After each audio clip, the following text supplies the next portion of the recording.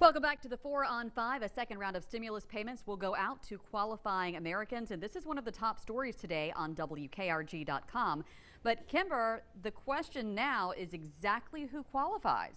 Yeah, Chairs, there is a lot to talk about here. The bill right now is back in the House. If it's approved, it will then get sent to the president.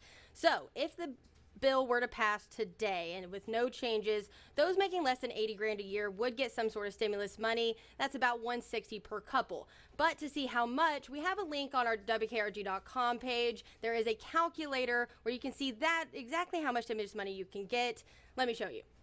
On this story, stimulus check calculator, do you qualify for $1,400? Scroll down until you find this. Fill in a few questions like tax filing status and dependents, along with how much you make a year. For those making less than 80 grand, you will get the full $1,400.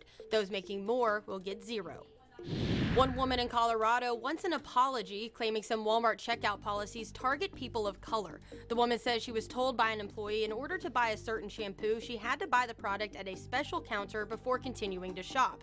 The woman asked if it was the same policy for Caucasian products, which the worker replied no. Walmart responded saying they do not tolerate discrimination of any kind. They have contacted the store to ensure policies will be followed properly in the future. In a sit-down interview aired by CBS, Meghan Markle and Prince Harry detailed to Oprah their life under the rules of Buckingham Palace and why they decided to step away. One of the biggest revelations involved the couple's son Archie and accusations of racism. Meghan is biracial and says when she was first pregnant, there were concerns and conversations about how dark his skin might be when he was born. Meghan also described having suicidal thoughts while pregnant with Archie.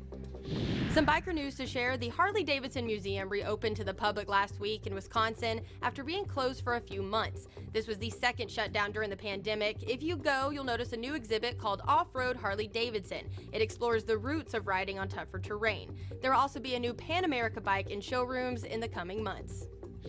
Shout out in the sports world, the South Alabama softball team made history Sunday night, beating number 2 ranked Alabama for the first time in program history. Top that off with a pitcher shutout. Freshman Olivia Lackey threw a complete game as the Jaguars beat the Crimson Tide 1-0 in Tuscaloosa. Alabama was 19-0 entering Sunday's game against South. That's a look at today's online headlines. At the Digital Alert Desk, I'm Kimber Collins, WKRG News 5.